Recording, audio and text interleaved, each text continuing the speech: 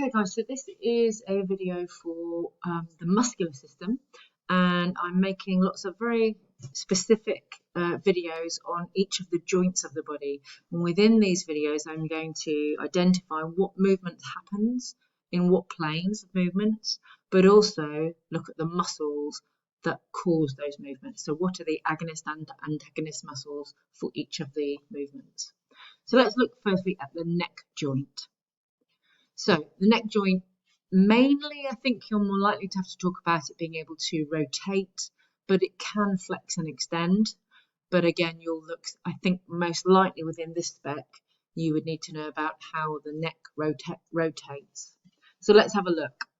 We have got a neutral position. I haven't got a picture, but if this lady had her face facing forwards, that would be in a neutral position, the anatomical position.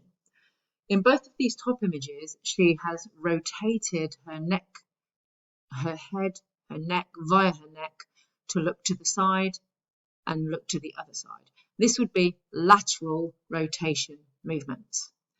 If she, from that position, and again, I'm afraid I haven't got a position where she is moving medially, but if she went from that looking away over my shoulder position back to the neutral position, or from this lateral position back to the neutral front-facing position, that would be called medial rotation. So what we've got here on the slide is a description of what the movement is. So neck lateral rotation is movement of the head towards the side, away from the body's midline. This red line represents the body's midline. Whereas medial rotation is this bottom images here, movement of the head towards the body's midline.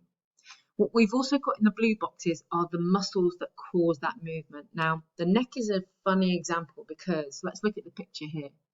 You've got a muscle called sternocleidomastoid on each side of your neck. And the reason it's called sternocleidomastoid is actually to do with where the muscle attaches. So up by your ear, you've got a lump called the mastoid process, a bony lump called a mastoid process. We know processes are raised bumps for muscle attachment. So this is called a mastoid process. This muscle attaches on the sternum, the breastbone, but also on the clavicle, the collarbone. So sternocleidomastoid. Okay, this is sternocleidomastoid on your left side. This is sternocleidomastoid on your right side. So it's a bit of an odd one because the muscles are called the same thing on each side. Logically speaking then, one pulls the head round one direction and the other pulls head round the other direction. So lateral and medial rotation of the neck is called by sternocleidomastoid.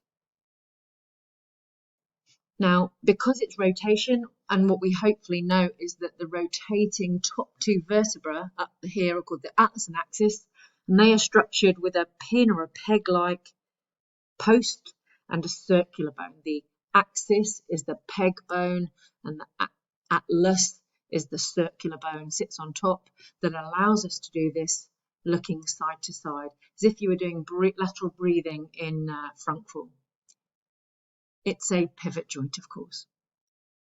So here's just the larger version of that diagram, just to give you a clearer representation of the sternocleidomastoid on the right side and on the left side.